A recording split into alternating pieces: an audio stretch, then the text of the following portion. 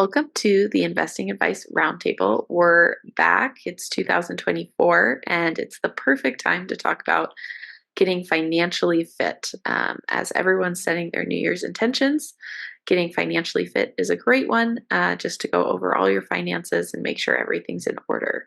So, Larry, how about you start us off? What is a great tip to give people wanting to improve their finances?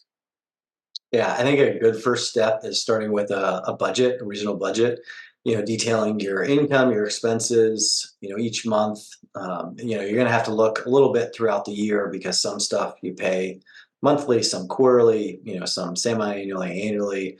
But this will help you understand your cash flow and then identify any areas that, you can cut costs. It also helps you figure out how much of a surplus is at the end of the month. So maybe you can invest a little bit more. I know I did one, it was very eye-opening, some of the areas where maybe I spent a little bit more and, maybe should cut back a little bit. So yeah, definitely a good idea to do it every so often.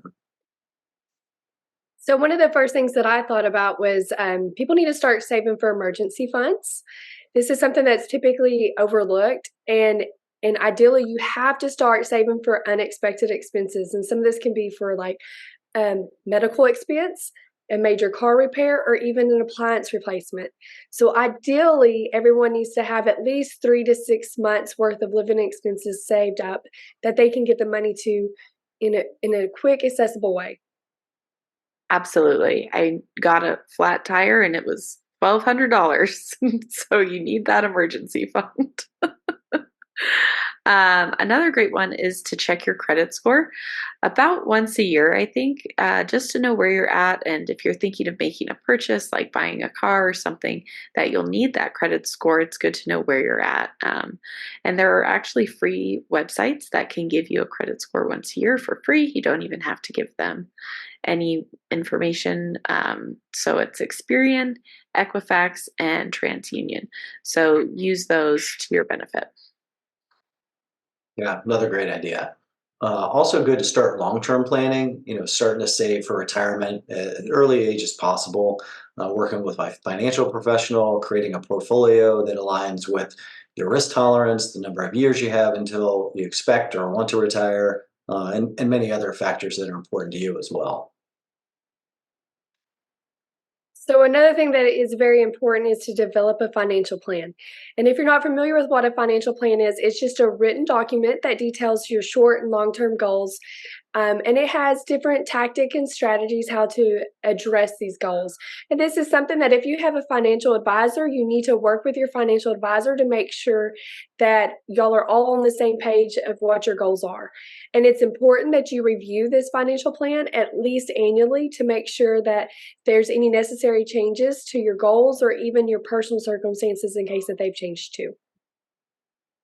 Absolutely. And I think another one that's good to review every year is all your retirement accounts and all your investment accounts, where they're being held. If you left a job, you know that you can roll that old retirement account into an IRA. If you don't have an IRA, it's a good time to create one. And just start consolidating those accounts because, of course, when we retire, we want everything to be as simple as possible when we go in and want to start taking an income from those accounts. So, if we are consistent throughout the years, it makes that process a lot easier when the time comes. Yeah.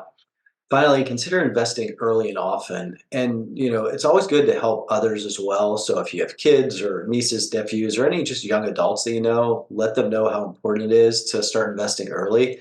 We've talked about in other videos about compounding and how that can help over time. It really has the potential to produce greater returns than investing a larger amount over a shorter period of time. A good example of this is just assuming an equal rate of return for two different scenarios. One person invests $75 a month and they start at the age of 25 and continue until the age of 65. The earnings will be greater than a 35-year-old who invests $100 a month until the age of 65. So again, it's a hypothetical example. It's not representative of any specific investment. And the results do vary, but you get the point. So we've provided you with a lot of good information today. And so if you happen to have any questions about anything that we've mentioned, please do not hesitate to reach out to one of the three of us. And also don't forget to check out our other videos that are posted on YouTube for the Investing Advice Roundtable.